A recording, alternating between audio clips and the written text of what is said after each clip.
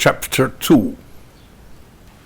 It was a very charming corner, the village where Onegin pined, where friend of innocent enjoyments could send his blessings to the skies. The manor house was separated from winds by mountains isolated, commanding riverside. At distance the multicolored flowers glistened, of dales and fields in pure gold. The hamlets flickered, here and there the flocks and herds on meadows were, and spreading shadows of a groan was giant and neglected wood, where plants of northern nature stood. The old castle was constructed within the tastes of old times, extremely durable and rugged, as most used to be designed. The lofty chambers all around, the rooms upholstered and colored, the royal portraits on the walls, and ovens tiled over all. The house is now in disrepair. I even don't know why. Perhaps the mentioned friend of mine had no interest, as it were, for yawning kept his mouth wide on both antique and modern sides. He settled in the same room in which the rural old-timer for years would scold with his groom, do window-gazing and kill flies.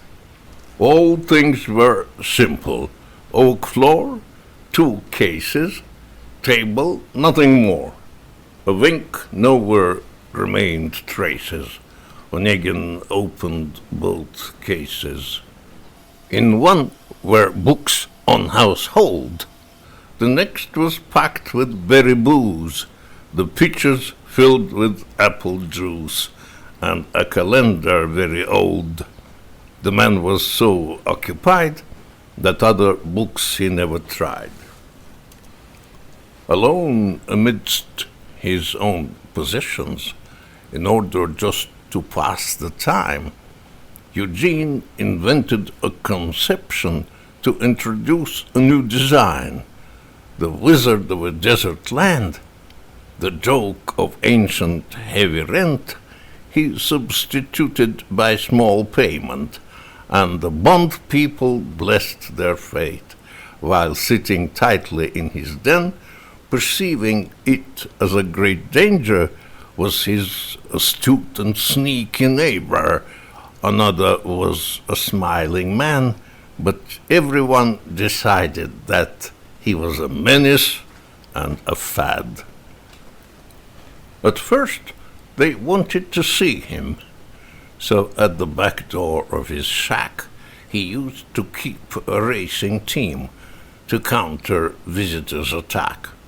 As soon as rattle of their coach would notify of their approach. Offended greatly by that sin, all stopped acquaintance with him. The guy is nuts and heavy drinker.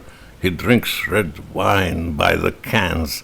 He never kisses ladies' hands, and is a dangerous free thinker. He never says, "Yes, sir," "No, sir." Only yes or no, that was said. In his own village, in those times, a new landowner just arrived, and to a similar analysis the folks subjected him alike. Vladimir by the name, with soul that of Göttingen, a handsome man full in his prime, a poet and a Kant admirer, from Germany of foggy climate, he brought the fruits of education, the freedom-loving aspirations, the passionate and strange mind, the elevated haughty speech, and hair that his shoulders reached. From cold lechery of Mond having not time to wither yet, his soul was very nicely warmed by loving friends, endearing maids. He was, though charming but ungracious, he entertained aspirations, and novel brilliance of a kind still captured immature mind. He entertained with sweet dreams the hesitations of his heart. The puzzle, looking very hard, was goal of human life to him. His head on it he used to break, suspecting miracles at work. He trusted that the kindred soul had to attach to him at once, that finding with no goal, she's just waiting for the chance. He trusted that the friends are ready to wear shackles for his credit, and that their hand will never slow to break the vessel of a foe, that some are chosen by fate, the sacred friends of real folks, and that their family of ghosts by radiation fascinate. They will produce illumination, awarding bliss to population.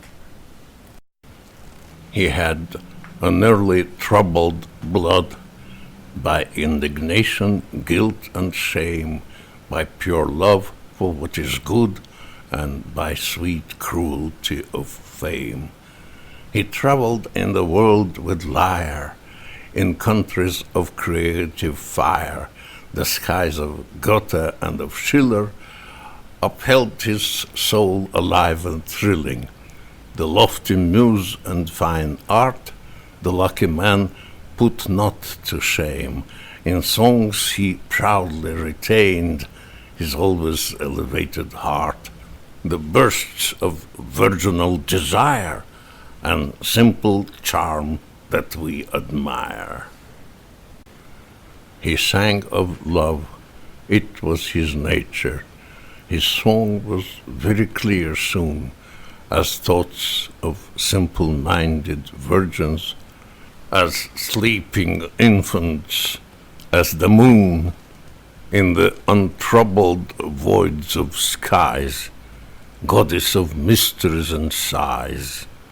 He sang of parting and of sadness, and of a sort of distance endless, as well as roses of romance. He sang the countries overseas were staying in the noiselessness. He was with tears in his eyes.